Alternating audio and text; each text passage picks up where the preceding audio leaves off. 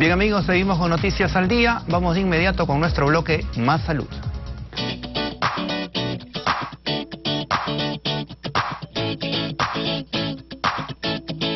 Bien, ya lo veníamos anunciando, vamos a hablar de los riñones. Atención con el cuidado que debemos darle, sobre todo en esta época del año. Nos acompaña ya en los estudios el doctor Percy Guamaní, a quien les damos las gracias, por supuesto, de estar con nosotros. ¿Cómo está, doctor? Muy buenos días. Muy buenos días, gracias Luis por la invitación. Gracias a usted por estar con nosotros. Coméntenos, por favor, a ver, los cuidados especiales que debemos darle a nuestros riñones, sobre todo en esta época de mucho calor. Sí, mira, hay que recordar que en esta etapa de calor, el medio ambiente está influenciando sobre el organismo y al elevar la temperatura del cuerpo, nuestro mecanismo de defensa va a ser producir sudor. Y cuando este sudor es excesivo, no solamente se pierde agua, también se pierden electrolitos. Esto va a afectar finalmente, según la gravedad, al riñón. Los casos más leves, ¿no?, de deshidratación, vamos a ver solamente un poco de náuseas, mareos, ¿no?, sensación de sed.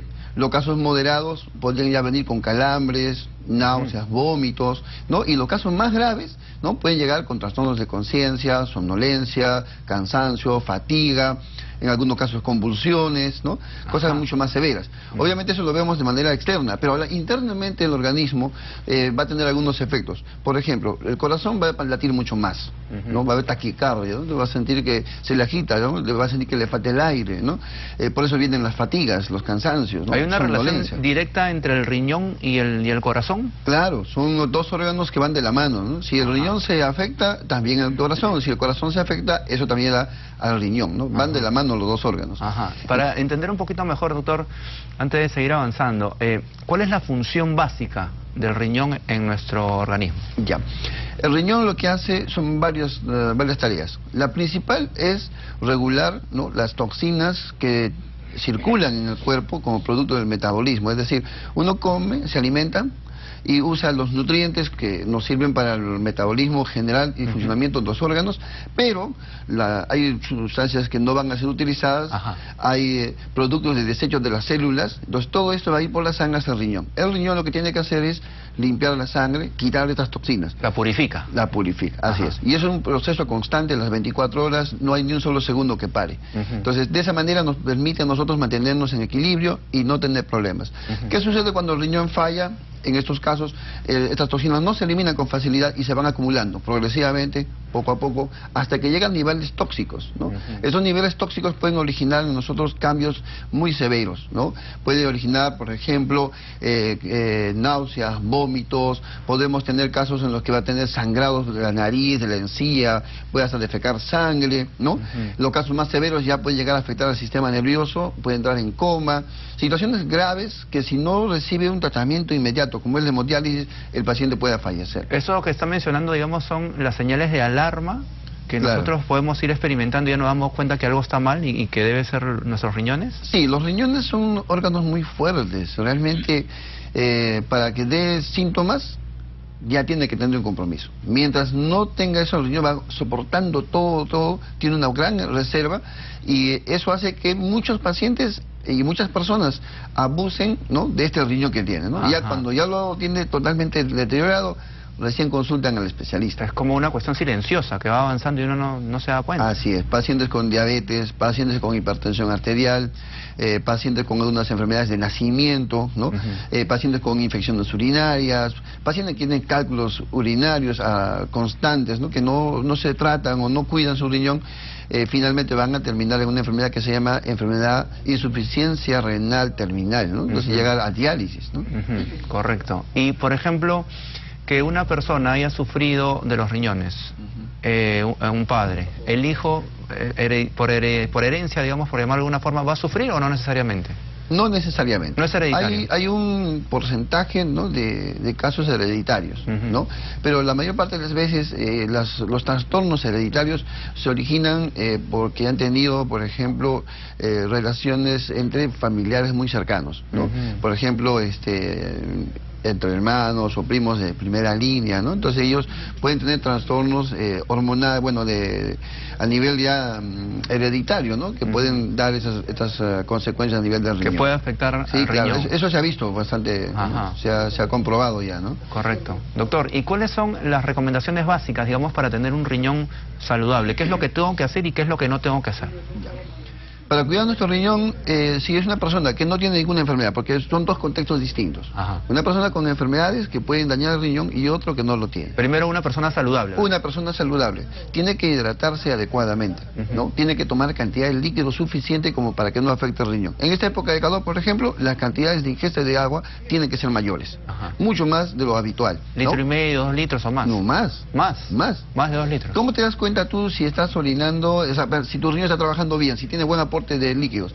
Fíjate el color de tu orina, ¿no? Si tú ves que el color de tu orina es un olor claro, estás aportando buena cantidad de líquido. Con buena dosis de líquido. Pero si de pronto está de color más amarillo, más cargado, ¿no? Más oscuro, significa que te falta líquido. Entonces tiene que tomar mucho más, ¿no? En esta época de calor, las personas, por ejemplo, que trabajan expuestos al calor, ellos tienen que consumir 4, 5, 6, 7 litros al día, sin necesidad que tengan sed, ¿no? O sea, el solo hecho de estar en un ambiente caliente, ¿no? Va a generar todos los cambios. Y si uno no aporta líquido, entonces vamos a ver las consecuencias en su gravedad, ¿no? Y una consulta en ese punto. ¿Qué es líquido? O sea, ¿es agua? Porque hay gente que dice yo tomo gaseosa, yo tomo jugos, yo tomo estos frascos, ¿no? ¿Cómo se llama? Que son puro químico. Claro. O sea, ¿cuál es la definición de líquido? Que nos haga bien, obviamente, para nosotros. Bueno, ahí sí vamos a tocar de repente algunas empresas comerciales. Porque, no hay problema, la cosa, ¿no? Lo primero es la salud. Exactamente, porque acá hay que hablar la verdad, lo que realmente es útil para la persona. Miren, los líquidos, el líquido realmente que debemos nosotros consumir es agua pura. Agua pura, ¿no? Sin ningún alimento. Ahora hay bebidas comerciales que lamentablemente para darle más color, más sabor, ser más atrayente, entonces hay argucias, ¿no? Y colocan unas sustancias químicas. Las gaseosas tienen, por ejemplo, mucha cafeína. La cafeína aumenta la temperatura del cuerpo. Entonces, si uno toma gaseosa, por ejemplo, ¿no? Le va a dar más calor. Lo cual va a ser un ciclo vicioso, va a seguir tomando más y más y más, entonces no va a parar, ¿no? Aparte tenemos el efecto también de que la gaseosa tiene mucho sodio, tiene muchos fosfatos, ¿no? Tiene otros componentes. Estos, a su vez, pueden favorecer el desarrollo del cálculo renal, ¿no? Pueden aparecer cálculos. Una persona que nunca hizo puede empezar a hacer cálculos por consumir excesivamente la gaseosa. Ahora, hay algunas gaseosas, por ejemplo, que tienen el color amarillo, ¿no? O tonalidades de esa naturaleza, le colocan un colorante que es la tartrazina. La tartrazina, que también se ve en otras bebidas, ¿no?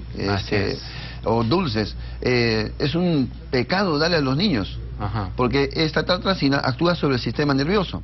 Entonces lo exacerba, lo excita, lo hace mucho más hiperactivo, entonces el niño está inquieto.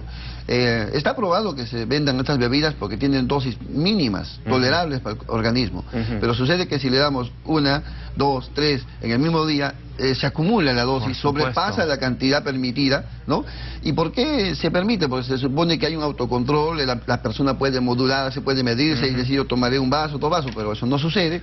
Y en el exceso es donde vamos a ver las consecuencias, ¿no? Perfecto, entonces agua pura y jugos naturales, eso se puede hacer. Claro, jugos naturales también, ¿no? O también puede consumirse alimentos que tienen bastante contenido líquido. Por ejemplo, podrían ser las frutas, la sandía, la piña, ¿no?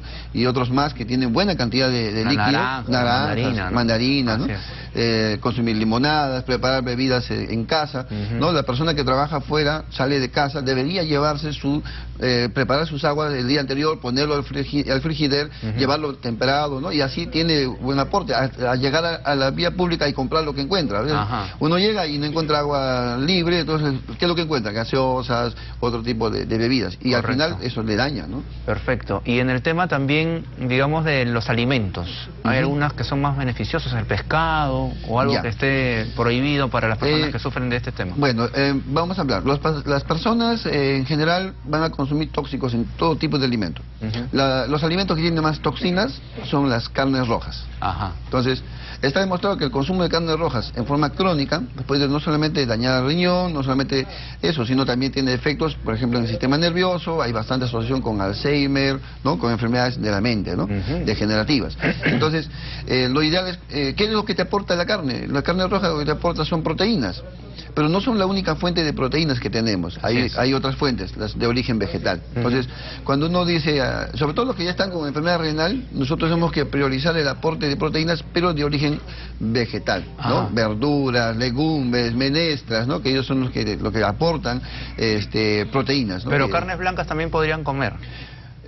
Las personas que no tienen problema renal pueden consumir carnes blancas, pollo, pavita, pescado blanco, solamente al vapor o sancochados. No podrían consumirlo en frituras, ¿no? Y en poca cantidad. Yo siempre, por ejemplo, recomiendo, ¿no? No podemos tener una sobredosis de proteínas. Por ejemplo, se preparan sus menestras, payares, ¿no? Ponen una buena porción y encima un trozo de carne, una fritura, ¿no? Suculento y rico. Claro. Eso es una bomba de proteínas. ¿No? Que va a ingresar al cuerpo y eso va a forzar que el riñón tenga que eliminar, y ese hecho daña al riñón, ¿no? Entonces, lo recomendable es consumir o solamente la menestra, ya no la carne, o solo la carne sola, sin las menestras, ¿no? Y en el tema, por ejemplo, también estaba leyendo, doctor, y se le consultaba fuera de cámaras, el de la sal, ¿no? La presencia de la sal en los alimentos, que es necesaria. Claro. Pero para gente que está complicada con los riñones es dañino. Es dañino, así es. La sal tiene sodio, y el sodio tiene la capacidad de retener el agua, ¿no? Una molécula de sodio retiene 6 moléculas de agua. Entonces, hay personas que tienen edema, o sea, se le hinchan el cuerpo porque retienen el líquido, ¿no? Ellos no deberían consumir sal, o muy baja sal, ¿no? Porque mientras tengan una dieta normal, no van a poder eliminar el líquido que está acumulado. Aparte que tenemos estudios, por ejemplo, hechos en ratones. Un grupo de ratones recibe una dieta sin sal y otro grupo con sal. En el seguimiento, en el tiempo, los ratones que consumían sin sal, normal. Y aquellos que consumían sal, empezaron a hacer hipertensión arterial. O sea, está demostrado que la sal eleva la presión arterial en el cuerpo, en el ser humano. Entonces, el consumo de sal en un paciente, una persona habitual, a altas dosis, a altas cantidades, va a provocarle la hipertensión arterial en el tiempo. Y el paciente que ya es hipertenso, o sea, ya tiene presión arterial, eso sería como echarle al fuego más gasolina, porque eso enciende mucho más. Una bomba. Es una bomba, es peor. Sería gravísimo. Le empeora. Y ese mal hábito de no corregir su consumo de sal va a originar, ¿qué cosa? Que la parte médica trate de disminuir las presiones, y a veces usamos un antihipertensivo. Fracasamos porque si no corrige la dieta, tenemos que ponerle un segundo, un tercero, un cuarto antihipertensivo, 4 pastillas para tratar de frenar lo que se podría hacer solamente disminuyendo el consumo de la sal. Perfecto, bien, vamos sacando conclusiones. Agua abundante, bajo consumo de sal, consumo de frutas, de verduras, de menestras. ¿Qué más? ¿Qué otra recomendación? El tema de ejercicio físico también, supongo. Ejercicio físico también. Es para todo, ¿no? Eso en general. Pero en el caso del ejercicio, por ejemplo, en esta época, hay que tener mucho cuidado hacerlo en las horas de altas temperaturas, ¿no? Tiene que hacerlo en una prudencial donde el exceso de calor más el gasto energético que haga, no tengamos mayor demanda de líquidos y que nosotros en nuestra actividad no lo repongamos. Al no reponerlo, vamos a afectar al riñón. El riñón va a tener una falla que se llama falla renal aguda. La falla aguda significa que el riñón con sus mecanismos puede regular y volver a funcionar como antes, ¿no? Pero a veces este mecanismo no funciona y esos pacientes pueden ir dañando progresivamente hasta que lleguen a la falla renal crónica, en la cual ya no hay retorno, ¿no? Entonces el ejercicio adecuado, que una persona debe ser mínimo, recomendado, no es un ejercicio de competencia, no para ir a las olimpiadas o a algo así, sino un ejercicio que le permita mantener en principal lugar bien funcionando adecuadamente su corazón y la circulación. No tan intenso, digamos. No tan intenso. Suave, ¿no? Nomás. Una caminata, por ejemplo, o permanecer... si no puede caminar, hay pacientes, por ejemplo, postrados en cama, no pueden caminar, ¿no? Con lesiones medulares. O sea, este tipo de pacientes, ¿por qué ejercicio? Bueno, ponerlos en agua. en una piscina, ¿no? Ellos puedan sumergir el cuerpo. La presión atmosférica sobre el agua va a ejercer una presión sobre las venas, las arterias y va a favorecer la circulación. Es lo mismo que estuviera corriendo. Una persona adulta mayor que no puede correr, ya no puede hacer ejercicio, lo que tiene que hacer es estar en sus baños de agua, que eso le va a ayudar a la circulación. Lo más importante del ejercicio es la caminata. ¿Por qué? Todo ser humano tiene dos corazones, el que tiene acá en el pecho y el que tiene en la pierna. No sé si tú has escuchado, las personas dicen, ahí va mi corazoncito. Claro. ¿Por qué? Porque hay un segundo corazón que todo ser humano tiene, que está a nivel de las piernas. Claro. Entonces, el caminar va a mover los músculos que se encuentran en la pierna y este segundo músculo, al trabajar, ¿no?, va para favorecer la circulación, o sea, va a ayudar al corazón que tiene acá. Por eso es importante recomendar la caminata, mínimo. O sea, si ya no vas a correr, ya no puedes hacer, no tienes tiempo, entonces lo mínimo que tienes que hacer es caminar. ¿Cuánto más o menos? Lo recomendable es 1 kilómetro. O sea, 10 cuadras, sería 2 vueltas y media a su manzana, ¿no? O si no puede hacer esa rutina, de repente se va a ir a comprar algo en la calle, a alguna tienda, ya no se va a la tienda del costado, se va a la tienda que está a 1 cuadra, cosa que ahí incrementa su ritmo. Aunque se vaya al supermercado, un poco más claro, lejos. que camine, que dé mucho más vueltas, que las mujeres que se vayan de compras, porque ahí caminan y nunca no paran, ¿no? Perfecto. Y el otro sería, si tú vives en un edificio, bueno, habitúate, ya no usar el ascensor, mejor sube las escaleras o baja. Si te cuesta mucho subir, mejor baja, por ejemplo. Pero la cosa es que ejercites, ¿no?, ese músculo. Entonces, excelente. De esa manera podemos ayudar a controlar la presión y también ayudar a nuestros riñones. Muy bien, doctor. Interesantísimo. Entonces, muchas gracias por estar con nosotros. Ha sido Percy Wamani, nefrólogo. Así cerramos entonces nuestro bloque Más Salud.